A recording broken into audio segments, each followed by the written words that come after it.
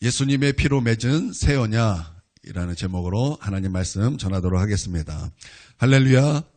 오늘은 무슨 주일이죠? 추수감사 주일입니다. 오늘은 특별히 하나님 앞에 감사로 예배를 드리는 날입니다. 우리가 늘 하나님 앞에 감사로 예배를 드리지만 오늘은 특별히 더욱더 날을 정해서 하나님 앞에 감사로 드리는 날입니다.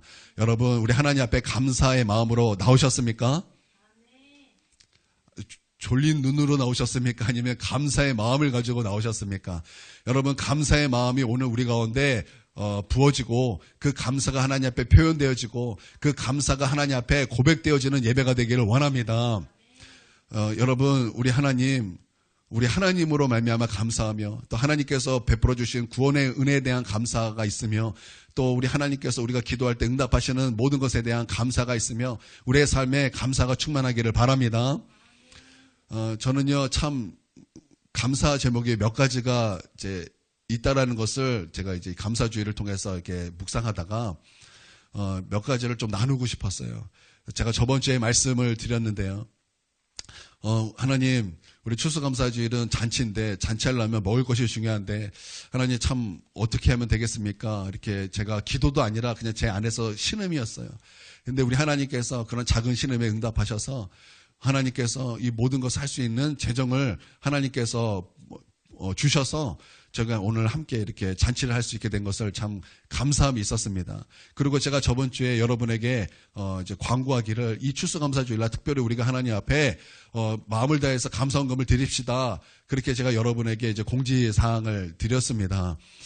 그렇게 공지사항을 하면서 제 마음속에 부담감이 있었어요. 왜냐하면 나는 할 수 있다. 내 아내도 할 수 있다. 내 자녀는 좀 힘든데 어떡할까?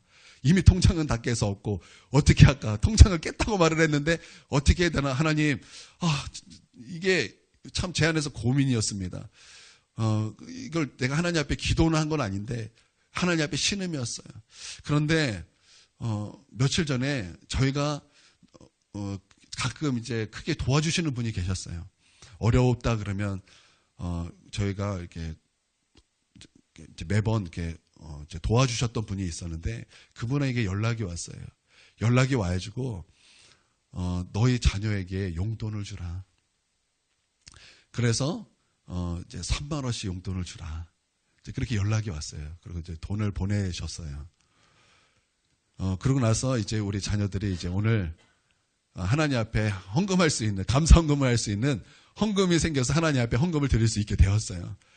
제가 얼마나 감사한지 하나님.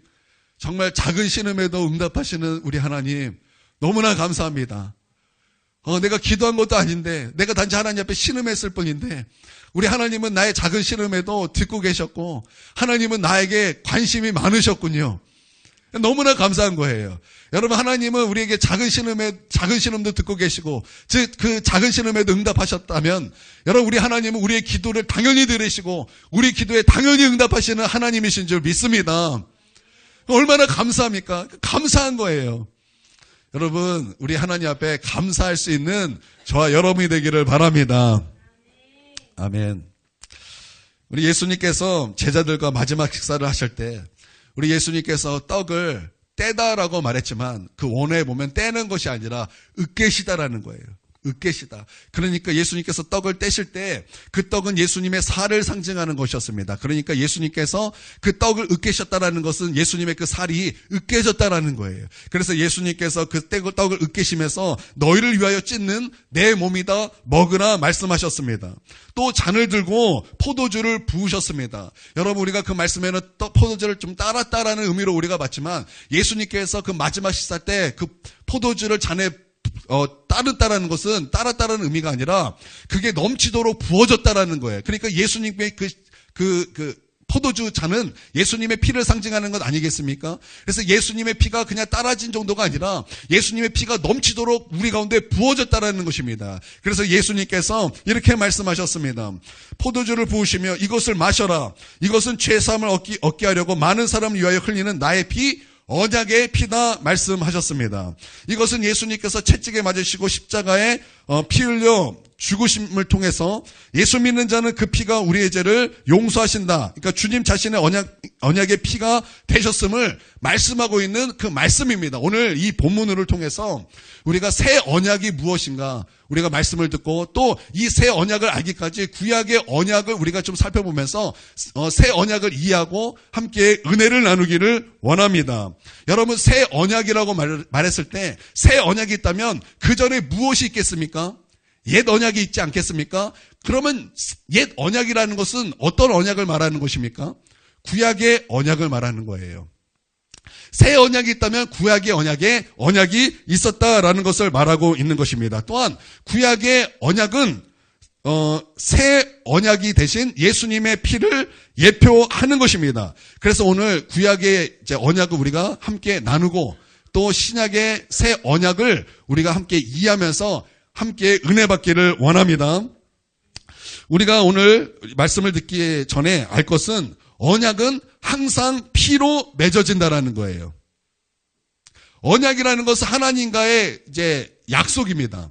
하나님과의 계약입니다. 그래서 하나님과의 그 언약, 반드시 이 언약은 피로 말미암아 맺어지게 된다라는 거예요. 그래서 이것은 파기할 수 없어요. 피로 맺어졌기 때문에 파기할 수 없어요. 그러나 파기하게 된다면 피는 생명이기 때문에 반드시 피로 갚아야 하는 것입니다. 하나님께서 인류를 구원하기 위하여 세우신 첫 번째 구약에 나타난 언약은요, 에덴 동산에서 이루어졌습니다. 아담과 하와가 하나님께 죄를 짓고 벌거벗은 수치로 몸부림을 칠 때 하나님께서 짐승을 잡아 피를 흘리고 가죽을 벗겨 아담과 하와의 수치를 가려주셨습니다. 이처럼 짐승을 잡아 인간에게 옷을 입히신 것은 하나님께서 인류에게 용서와 의의 옷을 입혀주시겠다는 피의 언약입니다. 인간의 수치를 가려주시기 위해서 죽임을 당한 그 짐승은 바로 예수님의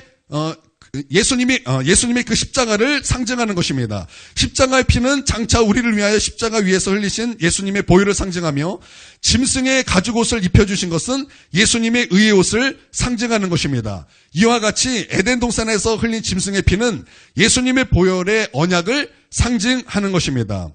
이것은 하나님께서 아담과 하와가 타락하여 하나님을 배반한 그 즉시로 우리를 구원할 계획을 세우시고 먼 훗날 그리스도께서 십자가에 대속하여 주실 것을 상징적으로 보여주시는 것입니다.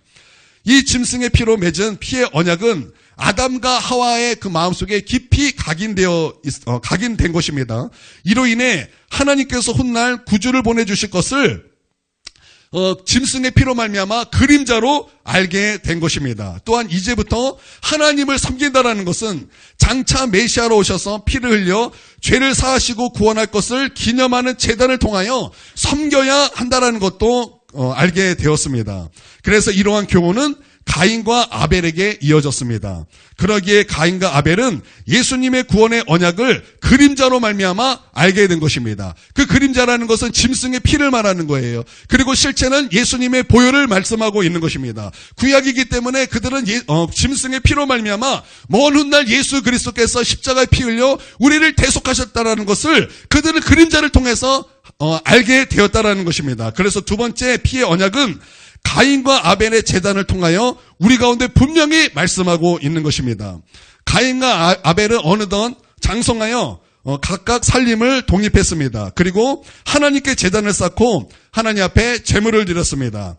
가인이 하나님 앞에 제물을 드린 것은 그가 열심히 땀 흘려 농사를 지었던 농산물로 하나님 앞에 제물을 드렸습니다.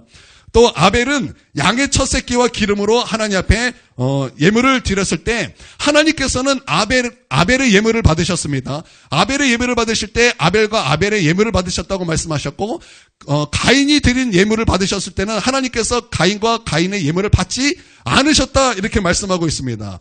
이것을 많은 목사님들이 해석할 때 이렇게 해석합니다. 가인이 이제 농산물을 하나님께 드린 것을 보아 이것은 추수감사다. 이렇게 이제 해석하는 목사님들이 굉장히 많습니다. 그래서 아벨을 받으시고 가인을 받지 아니한 것은 그것은 가인의 삶이 하나님 앞에 합당하지 못했기 때문에 하나님께서 이 가인과 가인의 예배를 받지 않으셨다의 식으로 많은 목사님들이 이렇게 해석을 합니다. 그런데 제가 성경을 이렇게 보고 묵상을 하다가 꼭 그것이 아니다라는 것을 제가 힌트를 얻었어요. 어디서 힌트를 얻었냐면 그 말씀에 보면은 하나님께서 아벨과 아벨의 제물을 받으셨다. 이 받으셨다의 단어에서 힌트를 얻었어요. 이 받으셨다라는 단어는 샤라는 단어인데 이 샤라는 단어는 지켜보다라는 뜻이에요. 또 이것은 그냥 지켜보다가 아니라 전 역사의 과정을 지켜보신다라는 의미가 있습니다. 그렇기 때문에 이것은 단순히 그냥 어떤 삶을 지켜보다라는 뜻이 아니라는 거예요. 왜냐하면 하나님께서 받으셨다, 받지 않으셨다의 그 반응은요, 그냥 그 삶을 두고 하셨다기보다는 그의 예물에 대한 하나님의 즉각적인 반응으로 성경은 분명히 말씀하고 있기 때문이라는 거예요. 그러니까 하나님께서 받으셨냐, 받지 않으셨냐는 중심이 무엇이냐? 그 제물에 있었다라는 거예요. 그 제물에 있었다는 것을 성경은 분명히 우리 가운데 말씀하고 있다라는 것입니다. 그래서 하나님께서는 그 모든 역사를 보는 가운데 하나님은 반드시 하나님께 나아가는 자는 반드시 무엇으로 하나님께 나아가는 것이 새 언약에서 무엇을 말씀하고 있는 것입니까? 우리가 하나님 앞에 나아갈 때 새 언약은 무엇을 통해서 무엇이라고 말씀하고 있습니까? 새 언약 예수 그리스도 피잖아요. 우리가 하나님 앞에 나아갈 때 여러분 새 언약은 무엇을 통해서 하나님께 나아가야 된다고 말씀하고 있습니까? 예수님의 보혈이라고 말씀하고 있어요. 그러면 옛 언약은 안 그렇습니까? 옛 언약은 그것과 상관없는 것입니까? 아니요. 옛 언약은 새 언약의 예표가 되는 것입니다. 마찬가지로 옛 언약 또한 피로 말미암아 아버지께로 가야 된다라는 거예요. 그렇기 때문에 여러분 하나님께 나아갈 때 무엇으로 나가야 되는 거예요? 자기의 농산물이 아니라는 거예요. 여러분 농산물은요, 내가 땀 흘린 거예요. 내가 땀 흘려서 내가 힘을 내서 내가 노력으로 그렇게 맺어진 것이 농산물입니다. 근데 가인은 바로 그런 농산물 하나님께 예배드렸다라는 거예요. 즉 바꿔 말하면 내 노력을 가지고 하나님께 나아갔다라는 거예요. 나의 행위로 가지고 하나님께 나아갔다라는 거예요. 그러나 여러분 우리가 하나님께 나아갈 때는 내 행위와 내 노력이 아니라는 것입니다. 여러분 우리가 하나님께 나아갈 때는 무엇을 통해서 하나님께 나아가야 되는 것입니까? 옛 언약은 피로 말미암아 하나님께 나가야 되기 때문에 아벨에 드렸던 어린 양의 피로 말미암아 하나님께 나아갈 수 있었기 때문에 하나님은 아벨과 아벨의 제물을 받으셨다라는 것입니다. 할렐루야. 분명히 그것을 말씀하고 있는 거예요. 왜냐하면 하나님께서 받으셨다라는 것은 그 제물에 대한 하나님의 즉각적인 반응이었기 때문에 반응 때문이었다라는 것입니다. 그러므로 말미암아 가인은 화가 났습니다. 가인의 마음에는 죄가 가득했습니다. 미움이 가득했습니다. 그러므로 말미암아 가인은 아벨을 돌로 쳐 죽였습니다. 하나님께서 그런 가인에게 찾아오셨습니다. 그때 그에게 동생을 찾았을 때 내가 아벨을 지키는 자니까 그렇게 하나님 앞에 핑계를 댔지만 하나님께서 그때 가인에게 하신 말씀이 있었습니다. 어떤 말씀이었냐면 그의 핏소리가 호소한다. 그의 핏소리가 호소한다 이렇게 말하고 있어요. 그러면 그의 핏소리가 호소한다라는 것은 어떤 것을 말씀하고 있는 것입니까? 많은 사람들이 그것을 이렇게 해석합니다. 아벨이 하나님 복수해 주십시오. 하나님 가인이 나를 죽였습니다. 나를 복수해 주십시오. 이런 식으로 우리가 해석하지만 여러분 그것은 사실 잘못된 해석입니다. 왜냐하면 그것에 대해서 히브리서 12장 24절에는 분명히 그 호소는 어떤 내용인가를 분명히 우리가 오늘 말씀하고 있는데 한번 읽어보도록 하겠습니다. 함께 있습니다. 시작. 새 언약의 중보자이신 예수와 및 아벨의 피보다 더 나은 것을 말하는 뿌린 피니라. 자, 새 언약의 중보자이신 예수와 및 아벨의 피보다 더 나은 것을 말하는 뿌린 피니라 이 말씀인데요. 여러분 예수 그리스도의 피에 그러니까 아벨의 피는 무엇에 대한 예표인 것을 말씀하고 있는 거예요? 아벨의 피는 예수 그리스도의 피의 예표라는 거예요. 그리고 예수 피는 더 나은 언약인데, 자, 예수의 그 새 언약은 그 피가 우리 가운데 무엇을 호소하고 있습니까? 하나님 앞에 무엇을 호소하고 있습니까? 그 피로 말미암아 우리의 죄를 사하심을 호소합니다. 여러분 이것을 여러분 동의하고 믿습니까? 여러분 예수 피는 우리 가운데 하나님 내 피로 말미암아 그를 용서하여 주시옵소서. 그가 나를 믿습니다. 하나님 그를 용서하여 주시옵소서. 분명히 예수 피는 하나님 앞에 우리의 용서를 호소합니다. 그러면 아벨의 피는 예수의 그 피의 예표예요. 예표에 그러면 아벨의 피도 그와 같은 것을 우리 가운데 호소한다라는 거예요. 그리고 예수의 피가 더 나은 피라면 아벨의 피는 나은 피입니다. 예수 피는 더 나은 피고 아벨의 피는 나은 피가 된다라는 거예요. 그러면 아벨의 피가 하나님 앞에 무엇을 호소하겠습니까? 하나님 복수해 주십시오가 아니라는 거예요.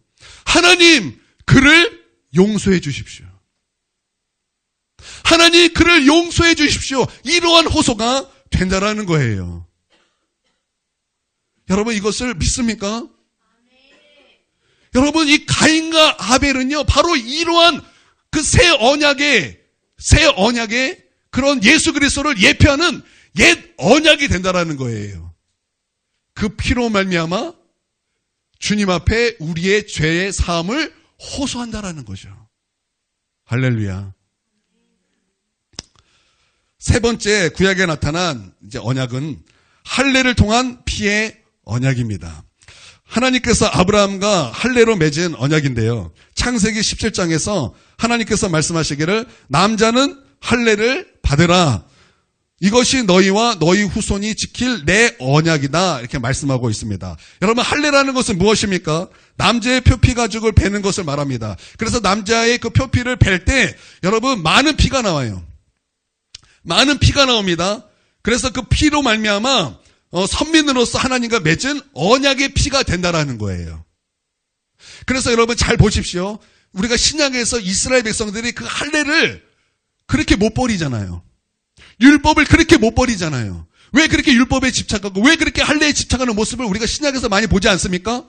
여러분 왜 그런 것입니까? 언약이기 때문에 그래요. 언약이기 때문에 우리는 그 언약을 통해서 하나님과 선민의 그 관계를 맺었다. 우리는 하나님과 그런 특별한 관계를 맺은 그런 선민이다. 바로 이 말씀 때문에 그들은 이것을 굉장히 귀하게 여겼다라는 거예요. 그래서 여러분 하나님과 언약은요 피 흘림 없이는 성립되지 않는다라는 것을 분명히 보여주고 있는 것입니다. 반드시 하나님과 사람 사이에는 피로써 증거를 나타내는 것입니다. 하나님은 피로써 언약을 맺지 않은 사람은 하나님의 택한 족속이 아브라함의 복을 이을 자로 여기시지 않는다라는 거예요. 여러분 모세가 80살에 하나님의 부르심을 받았습니다. 그리고 부르심을 받고 430년 종살이를 하던 이스라엘을 구원하기 위하여 가족들을 데리고 애굽으로 갈 때 하나님의 사자가 모세를 죽이려고 그랬어요. 아니 하나님께서 그를 부르셔서 애굽으로 보내셨는데 그가 그 부르심을 따라서 애굽에 갈 때 하나님께서 그 모세를 죽이려고 그랬습니다. 왜 죽이려고 그랬습니까? 왜 죽이려고 그랬습니까? 그때 그것을 그 모세 아내가 알았어요. 그래서 그 아들을 데려다가 할례를 시킴으로 말미암아 그 아내가 모세에게 말하기를 당신은 내게 피난편이다 이렇게 말을 했습니다. 이것은요 모세가 미디안에 살면서 자식을 낳았으나 아브라함과 이삭과 야곱을 통해서 이어져 내려온 할례 언약을 지키지 않았던 것입니다. 그로 말미암아 하나님이 진노하셔서 모세를 죽이려 한 것입니다. 이를 알아차린 모세의 아내가 피의 언약을 확인하자 하나님은 모세를 놓아주신 거예요. 여러분 이 할례가 이와 같이 중요했다라는 거예요. 여러분 다윗 역시 할례를 통한 피의 언약이 얼마나 중요한가 그는 분명히 알았습니다. 우리가 다윗 하면은 떠오르는 것이 다윗과 골리앗입니다. 여러분 다윗이 이제 골리앗 앞에 이렇게 말을 했습니다. 할례 받지 아니하는 자. 할례 받지 아니하는 자. 그러니까 골리앗이 이스라엘 백성에 와서 하나님과 하나님의 군대를 모욕할 때 다윗이 이렇게 얘기를 한 거예요. 할례 받지 않은 자가 할례 받지 아니하는 자가 하나님과 하나님의 백성을 모욕하는도다. 그가 도대체 누구이길래 살아계신 하나님과 하나님의 군대를 모욕하는가? 이 말은 그가 거인이어도 그가 아무리 장군이어도 그가 아무리 힘이 세다 할지라도 하나님과 피의 언약을 맺지 않은 단지 연약한 인간에 불과하다라는 선언이에요. 그래서 자신은 하나님과 피의 언약을 맺은 언약 백성이기 때문에 하나님은 신실하시기 때문에 결코 나와 우리 민족을 버리시지 않는 하나님이신 것을 확신하고 믿었어요. 피의 언약을 통해서 그는 하나님의 신실함을 믿었다는 거예요. 그래서 그 믿음을 통해서 그는 말할 수 없는 용기를 가지고 골리앗 앞에 나가서 그는 골리앗을 쓰러뜨리게 되었다는 것입니다. 여러분, 그가 그렇게 용기를 낼 수 있었던 것은 아브라함에게 맺었던 또 그의 자손에게 맺었던 할례 언약을 믿음을 통해서 그렇게 그가 말할 수 없는 용기를 냈고 승리를 얻게 되었다는 것입니다.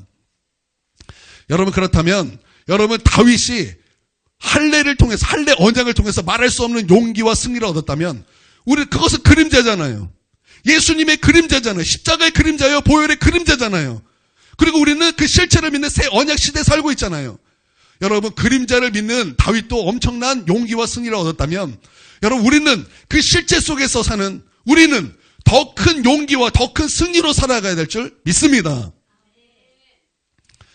네, 구약에 나타난 네 번째 언약은요, 신의 산 언약입니다. 신의 산 언약. 이스라엘 백성이 애굽에서 440년 동안 종살이를 하다가 모세를 따라서 애굽에서 이제 나와 광야에 이르러 신의 산에 도착했을 때 하나님은 모세에게 십계명을 주시고 이스라엘과 선민국과의 언약을 맺으셨습니다. 그때까지는 아브라함과 아브라함 후손에게 맺어진 언약이었어요. 그러나 이제는요, 나라와 하나님과의 관계를 맺는 그런 언약을 맺으셨다는 것입니다. 그래서 한 나라로서 하나님과 서로 지켜야 될 이제 조건을 계약한 것입니다. 여러분, 우리가 어떤 것을 계약할 때 거기 항상 조건이 있어요. 그렇죠? 어떤 조건이 있지 않습니까? 내가 그냥 무턱대고 계약하는 거 아니잖아요. 그냥 무턱대고 우리 계약하자 그게 아니잖아요. 어떤 조건이 있잖아요. 그렇죠? 그때 신의 산 언약은요, 우리 계약하자. 하나님과 우리가 이제 너와 나와 하나님의 그 선민 사이로 내가 너희 하나님의 되어주겠다. 너희는 하나님의 백성 노릇해라. 나는 너에게 하나님 노릇하겠다. 그런 하나님의 그 언약의 조건은 뭐냐? 그게 바로 십계명이라는 거예요. 십계명. 그래서 계명을 지키면 언약이 유효하고 계명을 깨트리면 언약을 파기하게 된다. 그러므로 하나님께서는 십계명으로 계약을 체결할 때 이제 중요한 거예요. 우리가 계약을 하면 이제 뭐 합니까?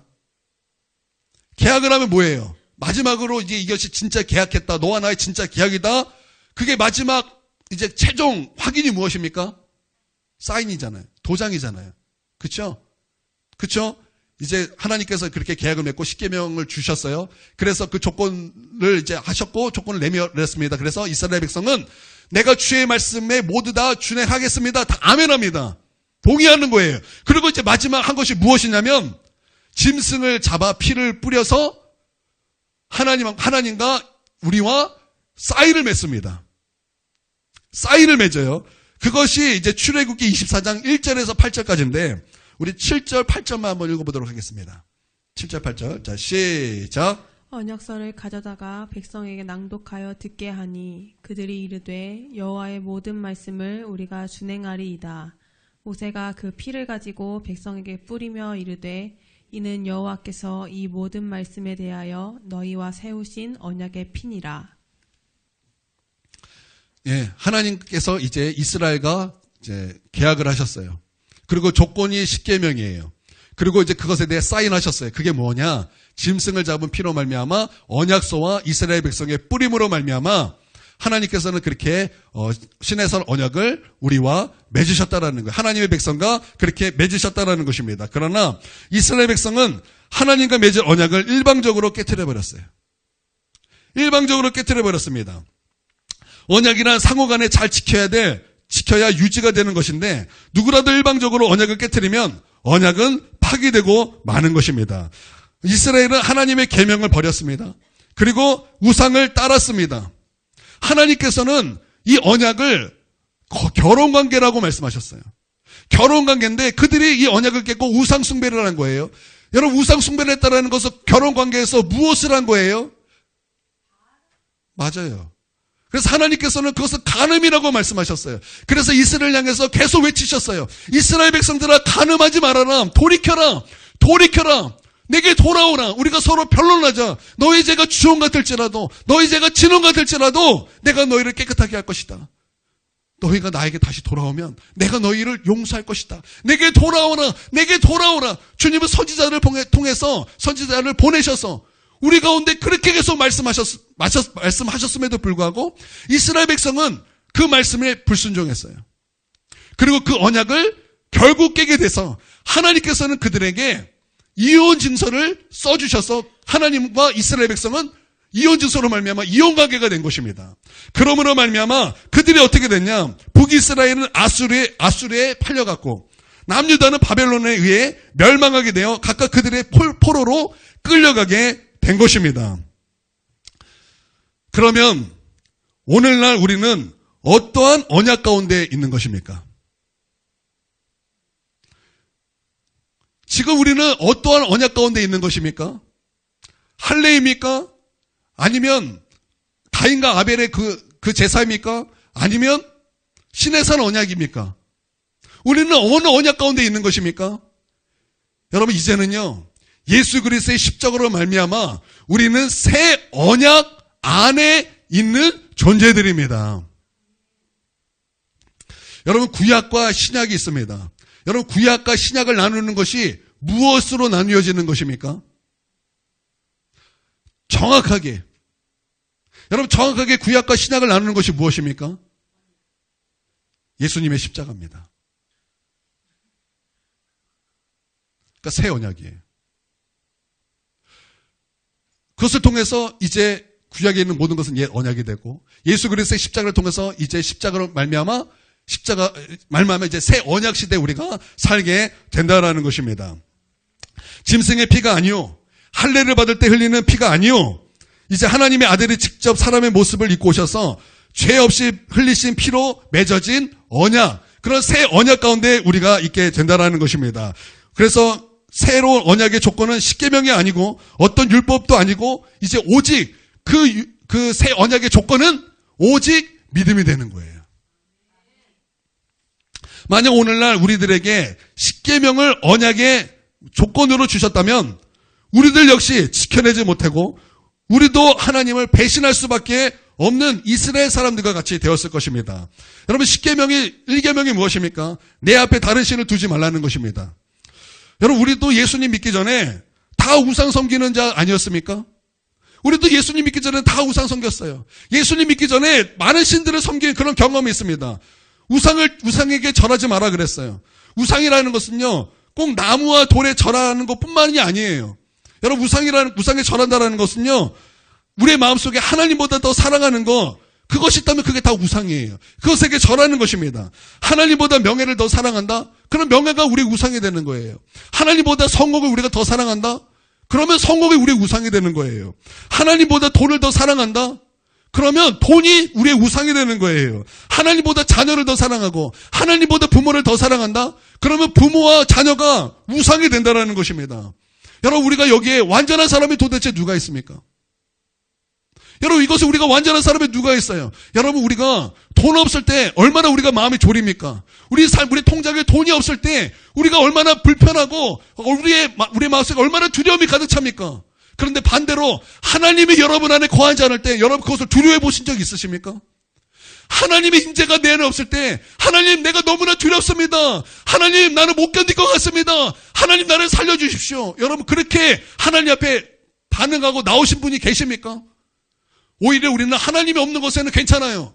근데 우리 안에 돈이 없는 것은 견디지 못하는 여러분 그런 모습이 얼마나 많았습니까? 여러분 그런 모습이 어떤 모습이에요? 돈을 우상으로 삼은 모습 아닙니까? 하나님보다 돈을 더 우리의 우선순위에 둔 모습 아닙니까? 하나님의 이름을 망령되이 일컫지 말라 그랬어요. 그런데 우리가 하나님의 이름을 얼마나 망령되이 일컫습니까? 하나님의 이름을 얼마나 헛되이 부릅니까? 하나님의 이름을 얼마나 우리가 악하게 부릅니까? 때로는요, 우리는 하나님께서 우리에게 기도응답하지 않는다고 하나님 앞에 짜증난다고 우리가 하나님 앞에 얼마나 많이 말을 했습니까? 이런 것들이 다 하나님의 이름을 망령되이 일컫는 거 아닙니까? 얼마나 하나님의 이름을 대며 얼마나 많은 헛맹세를 많이 했습니까? 이런 것들이 다 하나님 앞에 하나님의 이름을 망령되이 부르는 것 아닙니까?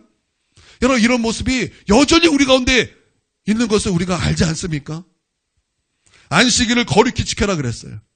안식일을 기억하여 거룩히 지키라 그랬어요.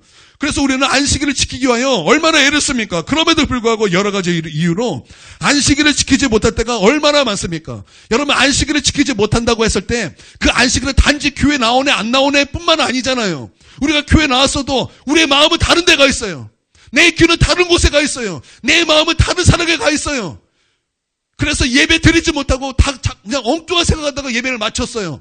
그것은 예배를 지킨 겁니까? 지키지 않은 것입니까? 그것은 안식일을 지킨 겁니까? 지키지 않은 것입니까? 그건 지키지 않는 거예요. 여러분이 지금 교회에 나와서 하나님 말씀 앞에 서 있어요. 근데 그 말씀 앞에 근데 그 말씀을 듣는 것이 아니라 고개를 숙이고 딴 생각만 하다가, 여러분, 그게 안식일을 지킨 겁니까? 지키지 않은 것입니까? 그거 안 지킨 거예요. 하나님 앞에 찬송을 하는데, 하나님 앞에 다 찬송하고 마음을 다해 하나님을 높이길 원하는데 귀찮아요. 힘들어요. 그래서 그냥 그래요. 그냥 쏘. 그리고 멍해 있어요. 그게 어떻게 안식일을 지킨 거예요? 여러분, 그것은 안식일을 지킨 것이 아니에요. 여러분, 그렇다면 우리가 안식일을 지키려고 하지만 지키지 못할 때가 얼마나 많냐 이 말입니다. 그러면 부모를 공경하라는 계명은 어떻습니까? 부모를 공경하라. 여기에 안 걸릴 사람은 누가 있습니까? 부모를 진실하게 하나님이 원하시는 만큼 공경하는 사람이 여기 과연 누가 있습니까? 살인하지 말라? 미워하면 살인이라 그랬는데, 여러분, 여기 사람 안 미워한 사람이 누가 있어요? 사람 미워하지 않은 사람 도대체 누가 있어요? 누굴 봐요, 누굴? 누구를 손가락질합니까, 도대체? 여러분이잖아요. 여러분이 누굴 미워 안 해본 적이 누가 있어요? 그러면 하나님의 말씀에 의하면 우리는 살인한 자예요. 우리는 분명히 살인한 자라는 거죠. 간음하지 말라 그랬어요. 한 번도 음욕을 품고 사람을 보지 않은 사람이 도대체 누가 있어요? 도둑질하지 말라 그랬어요. 우리는 하나님의 11조를 얼마나 도둑질해 왔습니까? 그리고 생활 가운데 얼마나 수없이 많은 도둑질을 했습니까? 이웃에 대해 거짓 증거하지 말라 그랬잖아요. 근데 우리는 이웃에 얼마나 험담하고 살았습니까? 우리는 어제도 험담했잖아요. 우리는 아침까지 험담하다 왔잖아요. 거짓 증거하고 이웃의 것을 욕심이 내고 얼마나 많은 탐심 가운데 살고 있습니까? 우리가 이런 거 한두 번 아니잖아요. 만약 우리가 이런 십계명 앞에 서야 된다면 여러분, 살아남을 사람이 누가 있습니까? 여러분, 하나님은 수많은 계명이 있을 때 한 가지 계명만 어기고 다른 거 다 지킨다 한다 할지라도 그것은 지킨 것이 아니에요. 우리는 수많은 계명 앞에서 한 계명만 어길지라도 우리는 하나님의 모든 말씀을 어긴 자가 되는 거예요. 그러면 우리에게 조건이 십계명이라 그러면 여러분, 우리가 살아남을 사람이 누가 있습니까? 살아남을 사람이 누가 있냐 이 말입니다. 그러나 새 언약 아래에서 하나님께서 그 언약의 조건은 십계명이 아니라 예수 그리스도의 십자가에 흘리신 보혈을 믿는 그 믿음이 조건이라는 거예요. 할렐루야. 그래서 우리가 예수 그리스도께서 나를 위해서 십자가에 피 흘리신 것을 내가 믿는다라는 것은 우리가 그 언약을 지키는 조건이 된다는 거예요. 그렇기 때문에 여러분, 끝까지 예수님을 믿는 믿음을 놓치지 않게 되기를 바랍니다. 끝까지 믿음으로 사는 저와 여러분이 되기를 바랍니다. 오히려 우리가 믿음으로 나아갈 때 하나님의 그 모든 말씀을 지킬 수 있는, 그래서 율법을 굳게 지키는 하나님의 은혜가 우리 가운데 부어지고, 우리가 예수님을 믿음으로 살아갈 때 하나님께서는 그 믿음에 우리에게 성령을 부어주셔서 하나님의 모든 말씀을 지키게 하실 뿐만 아니라 성령 충만하여 주님을 사랑하게 하시고, 그래서 하나님의 말씀에 의하면 우리가 사랑하는 것은 모든 말씀을 이룬 것이라 그랬는데, 우리 가운데 성령을 부으사 우리 주님을 사랑하게 하심으로 말미암아 하나님의 모든 율법을 다 지켜 행하게 하시는 놀라운 은혜가 임하게 하시니, 여러분, 우리가 얼마나 감사한 시대에 살고 있냐 이 말입니다. 그렇기 때문에 여러분, 끝까지 예수 그리스도를 믿는 믿음에서 흔들리지 않게 되길 주님의 이름으로 축원드립니다. 그래서 우리가 하나님을 배신하고 우리가 죄 가운데 살고 우리가 하나님 앞에 반역하며 살고 그래서 믿음에서 떠나지 않는다면 하나님이 먼저 이 새 언약을 파기하는 일은 없을 것입니다. 그렇기 때문에 여러분 끝까지 우리 이 믿음 굳게 지키고 끝까지 우리가 믿음으로 살아가는 저와 여러분이 되셔서 우리 모두가 그 새 언약 아래서 여러분 다 하나님의 나라에서 다 만날 수 있는 거룩한 족속이 되는 그의 나라가 되는 저와 여러분이 되길 주님의 이름으로 축원드립니다. 그리고 중요한 것이 있습니다. 정말 이 새 언약 아래서 우리가 진짜 중요하고 알아야 될 것은 여러분 이 새 언약 아래는 하나님의 말할 수 없는 놀라운 약속과 축복이 있다는 것을 여러분 반드시 알아야 된다는 거예요. 우리 예수님의 피로 말미암아 하나님의 자녀가 되는 그 언약을 맺으면 그 언약 안에는 용서와 의와 영광이 약속이 되어 있는 것입니다. 거룩함과 성령의 충만함이 약속이 되어 있는 것입니다. 축복을 주시는 약속이 있는 것입니다. 병을 치료받고 건강을 지켜주시는 약속이 있는 것입니다. 또 저주를 제하시고 아브라함의 복을 주시는 약속이 있는 것입니다. 여러분 우리에게는요 3대 저주가 있어요. 우리에게는 3대 저주가 있어요. 죽음의 저주가 있어요. 가난의 저주가 있어요. 질병의 저주가 있습니다. 근데 그 새 언약의 약속 안에는요 그 모든 저주를 제하시고 하나님께서 우리 가운데 복 주시는 약속이 있다라는 거예요. 아브라함의 복을 주시는 약속이 있다라는 것입니다. 영혼이 잘되고 범사가 잘되고 강건하는 약속이 있으며 생명을 얻되 풍성히 생명을 얻는 약속이 있는 것입니다. 사단을 멸하시며 사단의 모든 관계를 멸하시는 그런 권세의 약속이 있다라는 것입니다.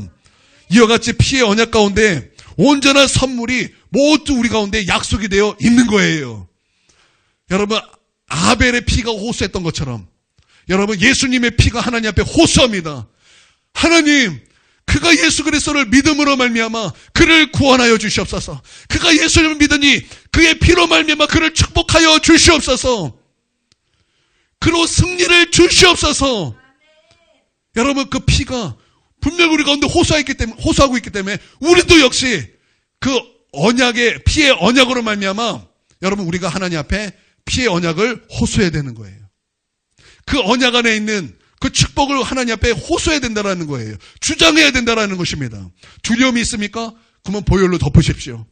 여러분 안에 질병이 있습니까? 보혈로 덮으십시오. 여러분 질병이 있고 여러분의 아픔이 있습니까? 보혈로 덮으십시오. 악한 마귀의 관계가 여러분을 공격하고 있습니까? 보혈로 덮으십시오. 우리에게는 분명히 승리의 약속이 있습니다. 그것은 언제가 그렇게 될 것이 아니에요. 그것은 오늘 나에게 역사하는 약속입니다. 여러분 가난합니까? 여러분 보혈로 덮으십시오. 주장하십시오. 그 피의 언약 가운데 하나님도 예수님도 우리 가운데 호소합니다. 하나님에게 호소하는 거예요. 그리고 놀라운 축복이 우리 가운데 있는 것입니다. 그러므로 새 언약 가운데 복을 누리며 사는 저와 여러분이 되기를 주님의 이름으로 축원드립니다. 그리고 이 새로운 언약을 기념하는 것이 무엇이냐? 성찬이에요. 우리가 오늘 성찬을 하죠. 우리가 성찬하면서 그냥 빵이 맛있네. 오늘 포도주가 오늘 잘 됐네 안 됐네. 우리가 그것을 말하는 것이 아니라 바로 이런 새 언약, 그 새 언약을 기념하는 거예요. 기념하는 거예요. 기념하는 거예요. 그렇기 때문에 우리가 오늘 이 새 언약, 예수님께서 몸을 찢으신 그 주님의 떡과 예수님께서 피를 흘리신 그 주님의 잔을 우리가 먹으면서 우리는 그 새 언약 가운데 있고 그 새 언약 가운데 우리가 그 조건을 우리가 다시 우리의 마음속에 품고 믿음의 주에 온전케 하시는 예수 그리스도를 바라보면서 또 그 피 안에 있는 놀라운 약속들을 우리가 주장하면서 우리는 이 성찬 가운데 피의 언약을 기념하는 것입니다. 할렐루야. 그래서 오늘 여러분 성찬할 때, 성찬을 하나님께 드릴 때 여러분 예수 그리스도의 흘리신 피와 주님께서 찢으신 그 살을 묵상하면서 기념하실 수 있는 저와 여러분이 되기를 바랍니다.